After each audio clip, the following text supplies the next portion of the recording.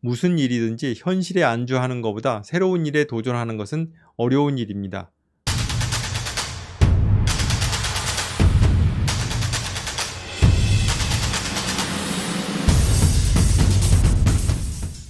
안녕하세요. 자전거 여행 TV 프렌닝스입니다. 이번 영상에서는 자전거 타는 것에 변화를 주어 재미를 더하기 위한 방법에 대해 이야기하겠습니다. 자전거를 좀 더 잘 타기 위한 방법이고, 자전거 타는 패턴에 변화를 주어서 재미있게 라이딩하기 위해서 이 방법을 추천합니다. 시작하기 전에 좋아요 한번 눌러주시고, 구독하지 않으신 분들은 구독과 알림 설정 부탁드립니다. 여러분, 어떻게 자전거를 타는 것이 잘 타는 것일까요? 물론 지난번에 말씀드린 것 같이 사고 내지 않고 안전하게 오래오래 잘 타는 것이 가장 잘 타는 방법이지만, 오늘은 스킬 측면에서, 라이딩 스킬 측면에서 한 가지를 강조해 보겠습니다.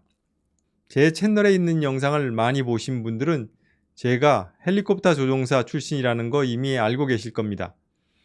군대에서 조종사로 근무할 때 일입니다. 조종사는 1년에 한 번씩 정기적으로 평가 비행을 치러야 합니다. 일종의 실기시험을 보는 것인데, 평소에 비행기를 잘 몰고 다니다가도 왜 그런지 평가 비행이 있으면 긴장이 됩니다. 좀처럼 그런 일이 별로 없었는데 어떤 조종사가 평가 비행에서 낙제를 받았습니다. 이런 경우에 핑크를 맞았다고 합니다. 빨간 펜을 쫙 그었다는 그런 뜻에서 유래된 단어 같습니다.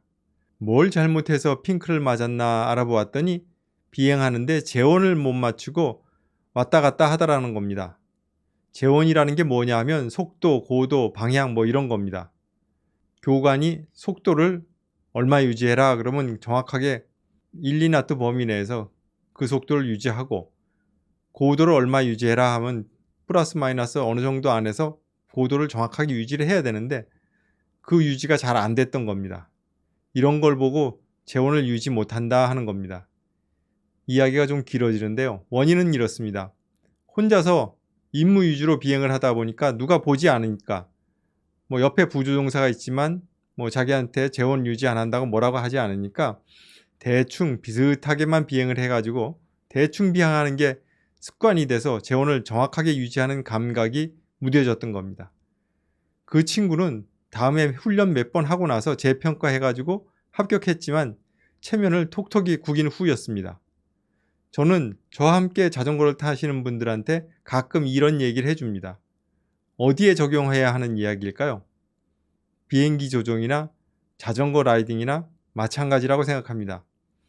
그냥 별 생각 없이 타면 실력이 늘지 않고 오히려 줍니다. 두 바퀴 굴려서 대충 원하는 대로 갈 수 있으면 됐다 싶지만 그렇지 않습니다. 조금 더 신경 써서 노력하면 라이딩 실력이 좋아질 수 있습니다. 첨단 기술이나 아크로바틱 공연을 위한 그런 스킬을 배우라는 게 아니고요. 오늘 제가 드리고 싶은 말은 직진 라이딩 능력을 키우라는 말씀을 드리고 싶습니다. 자전거 길에 나가보면 자전거 핸들을 좌우로 흔들면서 이리저리 비로 쓸고 다니듯이 왔다 갔다 갈팡질팡 라이딩을 하는 사람들이 있습니다. 특히 초보자들이 많이 그렇습니다. 자전거 전용 도로를 주행하다 보면 우측에 파란색 자전거 전용 도로 표시 라인이 있습니다. 이 선 왼쪽 30cm를 내가 가야 하는 경로다, 꼭 거기를 지키겠다고 생각하고 라이딩을 해보면 생각보다 쉽지 않다는 것을 느끼실 겁니다. 가능한 핸들을 흔들지 말고 내가 정한 그 경로를 유지하면서 라이딩하면 균형 감각이 점차 좋아집니다. 속도를 줄이고 정지할 때도 가능하면 좌우로 핸들이 확 꺾이지 않도록 균형을 유지해 보십시오. 걸어가는 사람과 대화하면서 보조를 맞추며 갈 수 있을 만큼 직진 저속 라이딩을 할 수 있으려면 균형 감각이 좋아야 합니다. 라이딩 할 때마다 조금씩 신경을 써서 연습하면 감각이 살아나고 실력이 좋아집니다.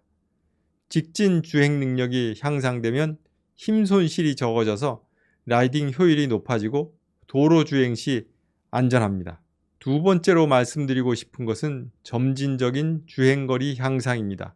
제 주관적인 기준으로 말씀드리면 하루에 80에서 100km 정도 주행할 수 있는 능력을 갖추는 것을 목표로 삼아서 연습해 보시기 바랍니다. 주행거리 향상은 생각보다 쉽습니다. 자기가 갈 수 있는 최대 거리는 대부분 어느 정도 짐작하실 겁니다. 그 거리의 라이딩이 익숙해지도록 서너 번 타본 후에 최대 거리를 10km 늘려서 라이딩을 해보십시오. 늘어난 거리에 익숙해지도록 서너 번 다시 라이딩을 하고 그러면서 점차 라이딩 거리를 늘리면 점진적으로 라이딩 거리를 늘릴 수 있습니다.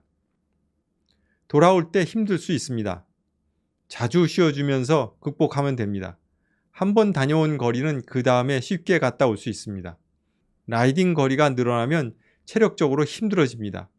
주기적으로 휴식 시간을 갖고 에너지바나 간식으로 에너지가 고갈되지 않도록 해주는 것이 중요합니다. 인터넷에 에너지 젤, 파워젤로 검색하면 운동 시에 섭취하는 고칼로리 제품들이 있습니다. 이걸 사용하셔도 되고 저는 그냥 에너지바를 먹습니다. 라이딩 중에 물은 주기적으로 보충하는 것이 좋습니다. 특히 여름에는 라이딩 도중에 물이 부족하지 않도록 충분히 챙겨야 합니다. 식사, 간식, 그리고 수분 공급은 배가 고파서 허기지기 전에, 갈증이 생기기 전에 미리미리 섭취해서 마시는 것이 중요합니다. 몸에서 부족하다는 신호가 있은 후에 섭취하면 늦은 겁니다. 그러면 몸에 무리가 발생할 수 있으니 미리미리 공급하는 게 중요합니다. 집 주변에서만 자전거를 타시다가 이렇게 점진적으로 라이딩 거리를 늘려놓으면 그 다음에 신세계가 열릴 수 있습니다. 자전거를 전철이나 차에 싣고 멀리 가서 거기서 하루 라이딩을 하고 돌아올 수도 있고 며칠 동안 여행을 하고 올 수도 있습니다. 예를 들어 국토 종주나 4대강 종주에 도전할 수 있습니다. 하루 라이딩 거리가 너무 적으면 이런 도전에 많은 제한이 있기 때문에 라이딩 거리를 늘리는 것이 제일 먼저 해야 할 일입니다. 저는 속도는 포기한 여행용 자전거를 타기 때문에 라이딩 속도는 그리 중요하게 생각하지 않지만 하루에 갈 수 있는 거리는 중요하게 생각합니다. 어차피 전 세계에서 가장 빨리 달리는 라이더는 한 명뿐입니다. 우리는 아마추어이니 어느 정도만 하면 됩니다. 무슨 일이든지 현실에 안주하는 것보다 새로운 일에 도전하는 것은 어려운 일입니다.